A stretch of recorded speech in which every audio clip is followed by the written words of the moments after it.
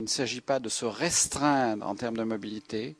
Il y a des solutions pour continuer à se développer économiquement, à être plus mobile, en créant du lien social, parce qu'il y a des modes qui le permettent.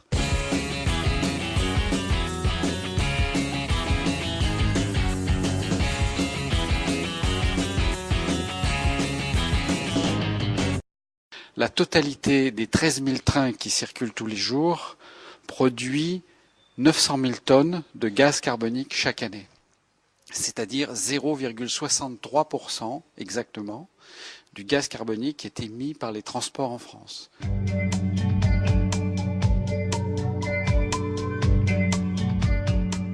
Tout le monde n'a pas une gare à proximité immédiate de son domicile et par conséquent, il faut offrir des solutions de mobilité, de porte-à-porte, en jouant sur la complémentarité des modes de transport. Alors ça veut dire plusieurs choses pour nous, bien sûr.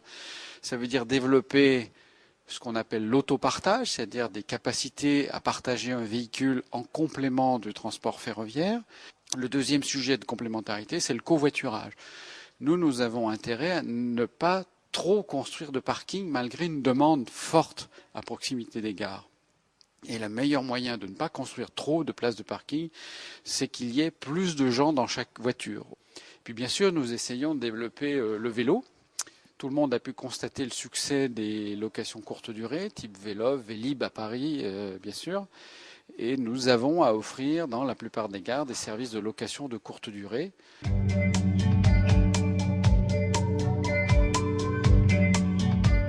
Pour le fret, on est dans la même logique pour offrir des services de porte-à-porte. L'exemple le plus emblématique et connu, je veux dire, aujourd'hui en France, c'est Monoprix.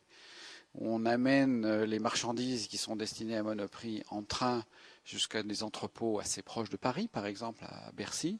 Et le parcours terminal se fait avec des camions GNV, des camions propres, pour alimenter les différents supermarchés qui sont dans la ville de Paris.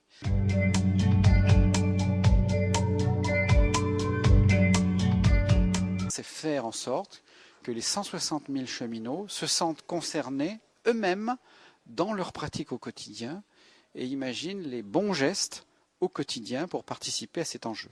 Alors c'est pas seulement éteindre la lumière ou éteindre son ordinateur ou fermer les robinets, mais ça peut être, j'ai cité tout à l'heure le cas des conducteurs, conduire intelligemment pour faire baisser la facture énergétique de 5 à 15%.